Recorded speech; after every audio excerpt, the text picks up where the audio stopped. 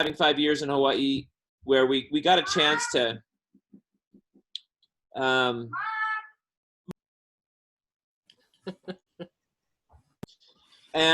sorry. I just think that I don't know about you guys and your experience, but I remember my experience, my memories in Hawaii were I was a minority, and everybody was a minority. And so I don't remember any inklings of racism. And then, I don't know, I've worked with police. I don't know if you guys know this, but I've worked with police officers for the last 10 years at my middle schools. We always have one police officer, a school resource officer assigned to us. And it's not some guy who just signed up and he's a junior popcorn officer these are guys that work patrol, that work other areas, and then they have a temporary gig where for 2 or 3 years they're assigned to a school. And then they're transferred back out. They go sometimes they're investigations, narcotics, and blah, blah, blah. And so I've worked with numerous cops. And what that guy did on that video is so alien to anything I've ever known with any of the police officers I've worked with, you know?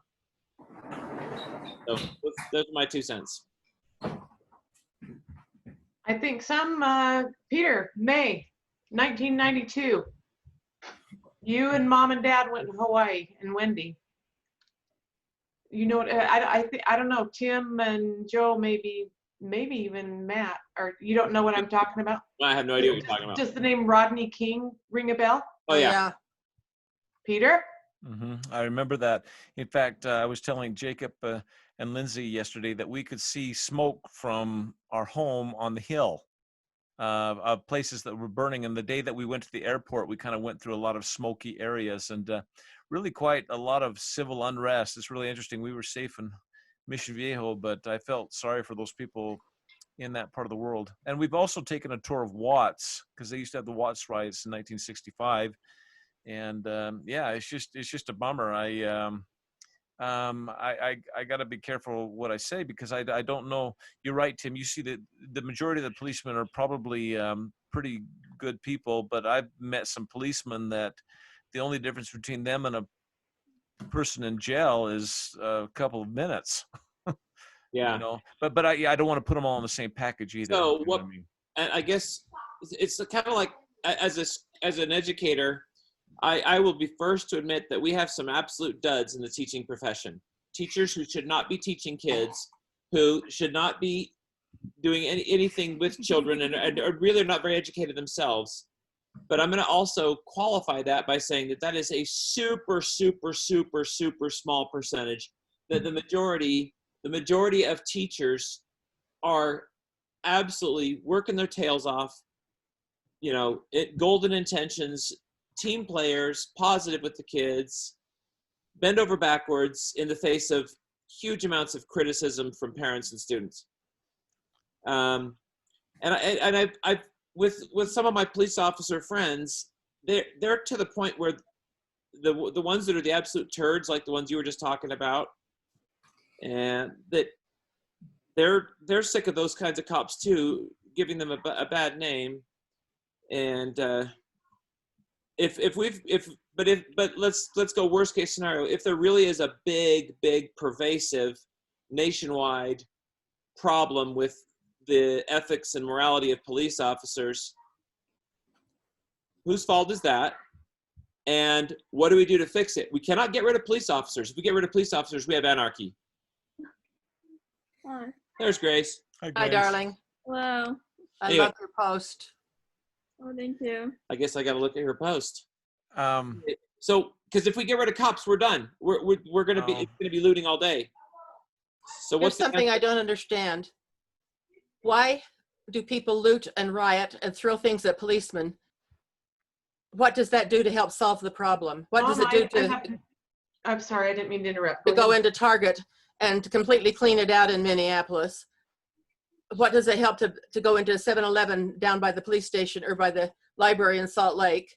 What does it help to burn a policeman's car and then burn another person's car? I don't get it. Is it just anger that's going to go anywhere? It's anger. Go ahead, Heidi. I have. Go ahead. I was just agreeing with you, Mom. It's senseless, and the more I try and make sense of it, the crazier I get. Were you going to say something, Jonah? Yeah, so I actually have I have a lot of friends who are kind of like very liberal in their like views that most of the time I don't really agree with. But one thing that one of my friends posted was that like, and he kind of like said that like the looting was in a sense like justified, and he related it to kind of like the Boston Tea Party and how with the Boston Tea Party they kind of threw like the tea overboard, which like that was kind of against the law, but it kind of got their point across, and so that's kind of I feel like a little bit, but I also think that there are some people who are just kind of taking advantage of the situation. Absolutely. Yeah. So in my mind, I still don't see the looting as justified, but like, Well, and the Rodney King thing, they destroyed their own homes, their own businesses. They didn't Yeah. destroy the white man's or anybody. Is that right, Peter? I don't know if they destroyed their own businesses, but they destroyed the area where they lived. Their own neighborhood. May I say something? So I follow numerous people on Twitter, and there were a couple news stations that posted posted these two different gentlemen, both of whom were African American, both of whom were in Salt Lake last night. One of them was standing in front of the 7-Eleven yelling at everybody to get away, and that we got to do this the right way. This is not the right way. Did anyone see that video clip? It was very powerful. And he wasn't using profanity, but he was yelling at everybody, this is not the right way to do this. We can do this another way.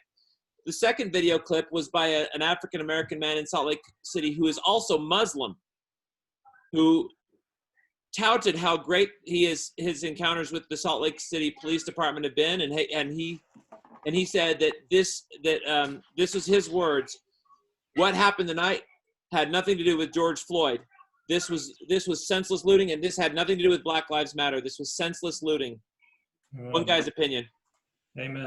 My visiting teaching partner, who's a couple of years older than I am, has a niece, Rebecca, who lives in Salt Lake, and she went yesterday morning to be part of the organized peaceful protest. And then when she left, it was still peaceful, but then all of a sudden all these other people come in, and I don't even know if they're locals. Interesting. I've heard that there's like this thing called like paid protesters. Grace can say that. Well, I don't know if it's true, but I just heard that there's like people that are paid to protest and loot and riot. Grace, it's true. It's true, Grace. What's true? I didn't hear. The people are paid to protest. Oh, yeah. Anyway, so what's your favorite color? I'm just kidding. I don't know what to say. Maybe we should change the subject. But interesting thoughts. Well, I read a book many years ago, and the book was called Black Like Me. It was written in I remember that. 1960. and you covered About it. a white man who went down and lived in the deep South as a black person. And but of course, that's 60 good years ago, right? But I still think that there's racism going along, and I wouldn't be surprised, and I'd probably shock you, of the number of people in Utah who claim to be active members of the church who would not want to have their daughter marry a person of another color. They would not want to have dinner with somebody of another color. But of course, they're pretty quiet. They're pretty quiet about that. So I still think it's around, and I think it's even with us good Christian folks. So I think it's rampant in the church, and we just don't know it. probably, Well, Mom, I remember when you talked about Janet Howard and when the blacks got the priesthood. Oh, yeah. That was really hard for her. Go ahead. Well, it's interesting perspective too, because when Mom was growing up, there was still lynchings going on in Alabama and Georgia and that part of the world. I mean, and this is I just, didn't know anything about them. you didn't. I mean, and quite honestly, living in Utah is easier than living in California, where we've lived, and other places, because we're a very closed society. We're in a bubble. We're in a bubble, and we don't really get to see it. Now, when we were in California, I forget how. You live in Utah County. Yeah, well, Salt Lake County is a couple percentage points better. You're right. I think Karen have some points. Tell Karen I can't move. I also think it's the older generation. I think our kids, Grace's best friend is black, and he's a guy, and Thanks, Karen. and he's not a member of the church. And they went skating yesterday. oh, So it's my generation that's the problem. No, No, it's not. It was Ooh. What, Yeah. Heidi? okay. JP is not No, like he's not like that. He's a a friend. like interest. Yeah. But- he's a good friend. Well, and then like I also had all my Polynesian friends. Okay. Everybody Hawaii. Peter. Yeah. Okay, you guys, we're talking here, not over there. Okay. Peter? Okay. Okay. If you Oh, want, Heidi, were you going to say something? We can't hear Karen. Go ahead, Oh, Heidi. wait for a sec. I'm going to wait until their thoughts are complete. go, Heidi. I'm going on mute. Well, I'm just going to say some of my feelings. Oh, am I on mute? No, I'm not. No, Tim is on mute and he's doing funny things. Thank heavens. He's not on mute.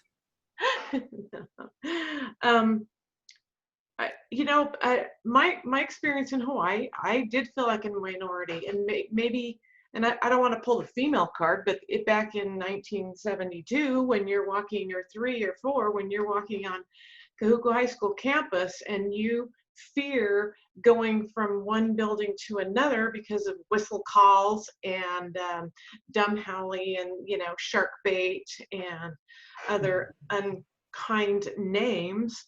But this is what I haven't reconciled in my brain yet. I love the Polynesians. I love them. I have written to Peter many times, and Mom, sometimes just the two of them, because they're closest in my age and experience to Hawaii, about the love and my interest and my wanting to know about them. And okay, so I'm changing subjects just a little bit, but it's still on the race topic. Race. Don't be overwhelming us with your dialogue, Matt. Oh, I'm fine. I don't know what he's doing, but it's okay. But for the 5 years that I worked with refugees and immigrants, I worked with 90% Muslim people, and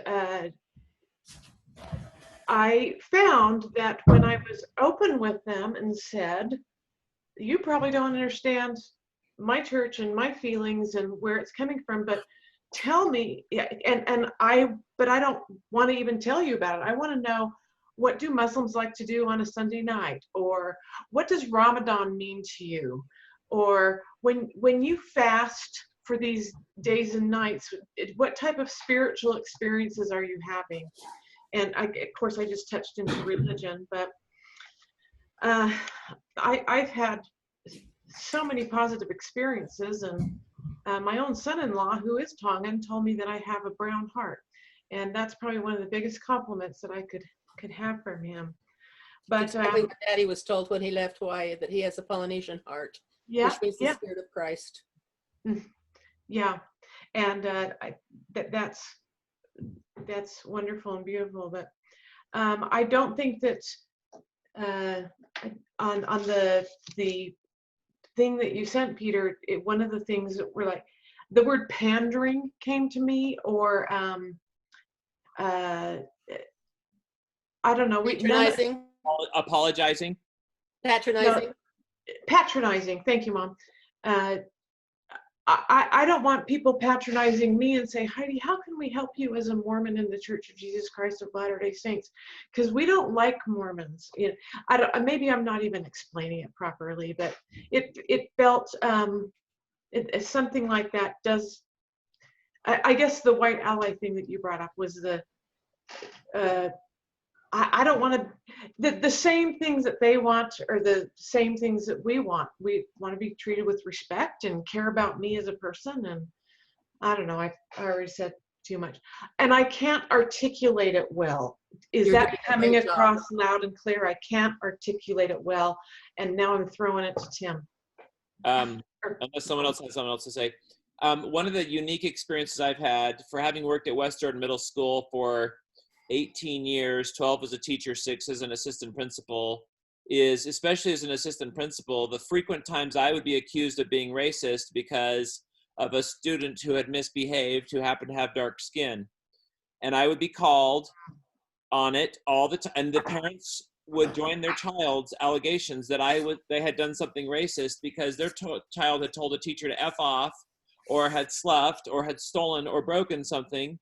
and I was the one now on trial. And I got to the point where I got really kind of brazen with people. If they pulled the race card on me, I would turn the table right around and I'd say, ma'am, if I were a black administrator or a brown administrator, would you be having this conversation with me?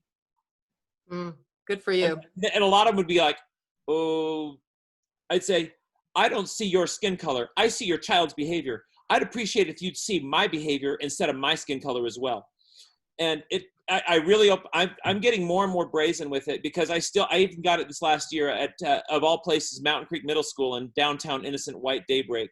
I got a couple different parents, some of whom were white parents with black children and some of whom were black parents with black children, who there were twice this, at least once, maybe twice this last school year where I was again accused of being a racist assistant principal. Mhm. I tire of it. And, you know, I talk about how I'm trilingual. I've lived in Hawaii. I've lived in Portugal. You know, it's just the racism thing swings both ways. And that's the part that, but since I'm in the majority, I have to shut my can. But I kind of get tired of being told that I'm haole, because haole means ha, breath, ole means without, means I have no soul. And if you're black, you're a brother, but if you're not black, you're not a brother. So I'm suddenly not a member of your clan or your friendship or your family or acceptance. Human race. So I get hurt. My feelings are kind of hurt, because I'm like, well, you're making this about race too. But the problem is, though, that they have their card that trumps for them is that there's been slavery and there's been all sorts of awful, denigrating treatment for hundreds and hundreds of years against colored people, and it's been the white ones who've been doing it. So by that pedigree, I'm kind of guilty automatically now, and so Well, you're kind of responsible for the Mountain Meadows massacre too. I kind of resent that. So, Mhm. but at the same time, I'm open. I mean, we in my stake, Heidi's in my stake, we have a black bishop. We have a black bishop in Daybreak, for crying out loud. Good for him. Yeah, and we got people. We have Pollies and Spaniards and we got people all over the place. You know, come on. Can I change the subject? Yeah, go ahead. Has everybody had their opinion expressed the way they would like to? Oh, Yeah. wait, I have one more. Oh, okay. I was going to switch it a little bit to religion, but go ahead. I'm done. Did you say mine wasn't? Well, our stake is opening up next week, and we'll be having a sacrament meeting. We'll have one day every 3 weeks, and it will be just, hi, Joseph. How are you, sweetie? Hello! Turn on your sound.